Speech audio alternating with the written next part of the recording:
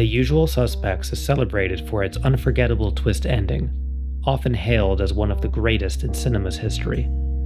But what if that twist is hiding an even deeper revelation? Because upon closer inspection, there's a strong case to be made that Kaiser Soze doesn't actually exist at all. In this video, I'm going to break down why he is probably a myth and what the attack on the San Pedro Harbor was most likely about. But to answer that, we first must answer the following question. What do we know happened for sure? One of the tricks the film plays on us is that it cuts back and forth between Verbal's unreliable narration and the true events of the story, without ever indicating which we are seeing at any given time. But fortunately, there are a few ways we can separate the two. First of all, any scene Verbal isn't present to witness can't be part of the story he's telling Kuyan or the DA, since how could he possibly describe what was said or done if he claims he wasn't there? This includes the arrests and interrogations in New York, most of Keaton and Edie's conversation outside the police station, the banter in the New York's finest taxi service car before the gang attacks it, and all the scenes that take place inside the ship in the San Pedro Harbor. After all, since Verbal's story is that he never actually sets foot on the boat, he can't be relaying to Kuyan or the DA that Keaton told McManus that there was no coke on the ship. Nor could he describe how either of them reacted when Arturo Marquez yelled that Keyzer Soze is on board. And since Verbal claims he has no idea who Marquez is when Kuyan asks, any scene involving Marquez has to fall outside of Verbal's narration as well. Likewise, this also includes the conversation Keaton has with the man in the coat and hat that he refers to as Kaiser in the beginning of the film. Since not only does Verbal omit any mention of Kaiser Soze in his testimony to the DA, but every time we see his version of this conversation, it's always from the perspective of Verbal's supposed hiding place where he's out of earshot. In short, the fact that Verbal cannot be telling Kuyan or the DA about any of these scenes strongly suggests that they are the true accounts of what actually happened. And with this in mind, we can now ask the following. What do we know for sure about Kaiser Soze?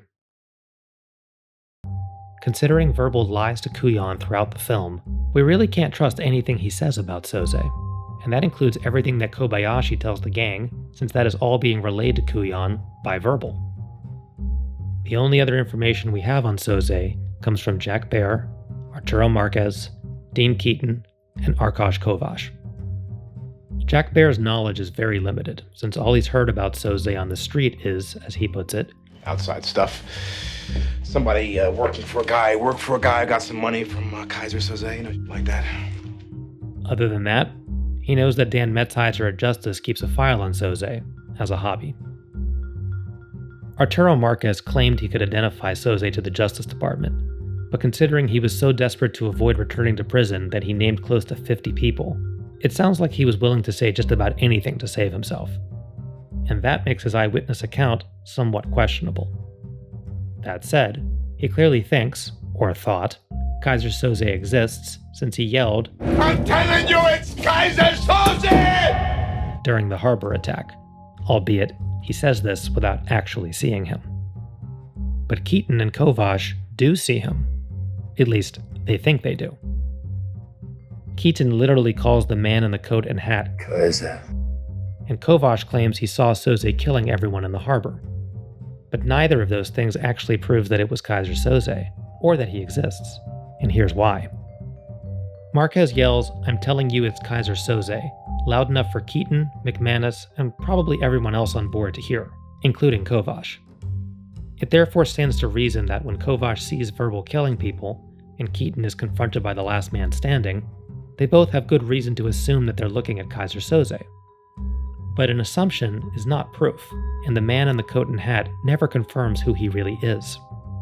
Remember, nobody actually knows what Soze looks like, and when Marquez is finally shot, his last words, "I told them nothing, I swear," don't necessarily refer to Soze. They could just as easily refer to any of the other people he was ratting on. All we know for sure is that Kovash's description of Kaiser Soze resembles Verbal, and that the man who shoots Keaton carries the same gold watch and gold cigarette lighter that Verbal later picks up from the police station. So while the evidence that Verbal was in the harbor killing people, including Keaton, is very strong, the evidence that he's Kaiser Soze, or that Soze exists, is not. Consider, if Verbal is Kaiser Soze, it makes no sense why he would try to convince a tenacious US Customs agent that he's real. Verbal dares Kujan to go after Soze when he says, "You think you can catch Kaiser Soze? You think a guy like that comes this close to getting caught and sticks his head out?" Well, if Verbal is Soze, then this is sticking his head out for absolutely no gain whatsoever.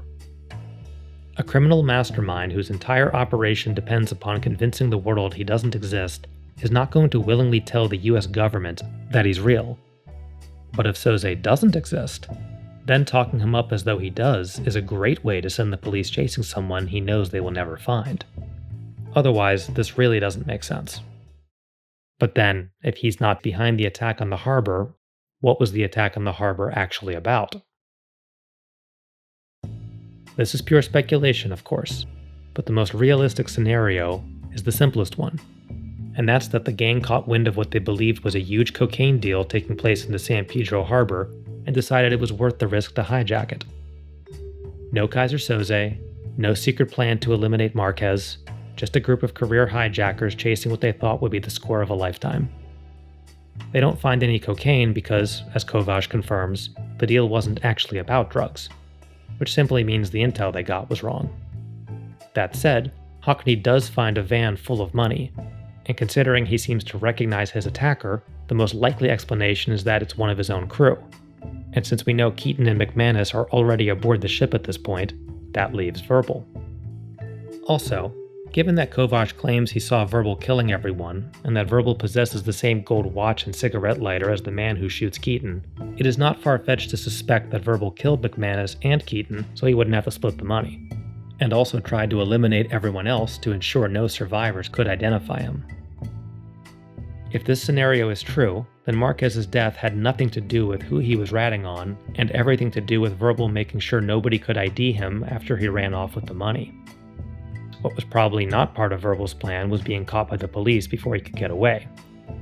That said, it seems he knew that even if he were arrested, his lawyer would use whatever leverage he has over the chief, the mayor, the DA, and the governor to secure an immunity deal, which is exactly what he gets. But if this is how it really went down, why would Verbal agree to speak with Kujan at all?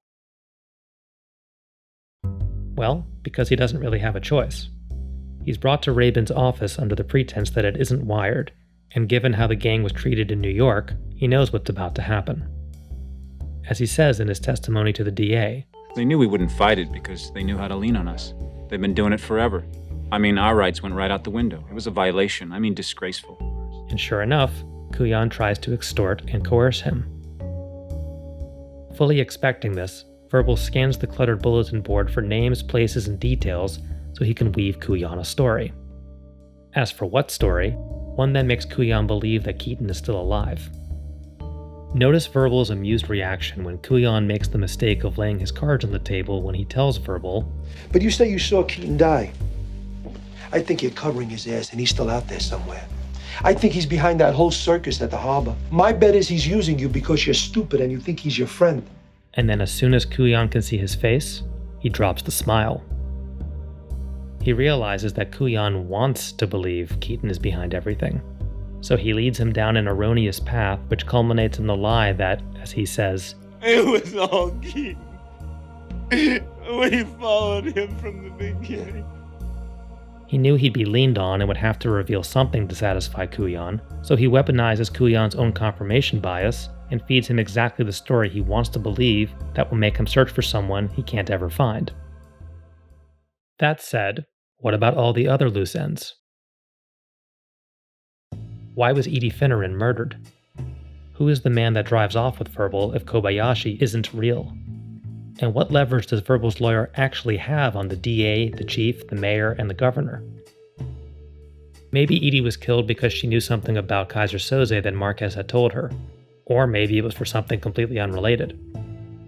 The man who drives off with Verbal at the end could be an associate of Kaiser Soze, or he could have nothing to do with him whatsoever. Verbal's lawyer might have threatened the governor's family the way Kobayashi threatened the gang's families, or maybe he threatened to reveal personal scandals that would lead to people high up getting arrested.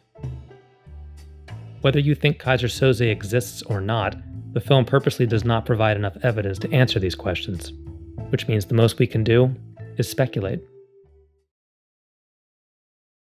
While the film tries to convince us that Verbal is Kaiser Soze and that the massacre in the harbor was orchestrated to eliminate the one man who could identify him, it also could be that Kaiser Soze doesn't exist and that the attack really was just about trying to hijack money and drugs, with one man trying to take it all for himself. Now, to be clear, I think the film's twist ending is arguably the greatest twist in movie history, and that the theory I'm presenting definitely does not make the film better.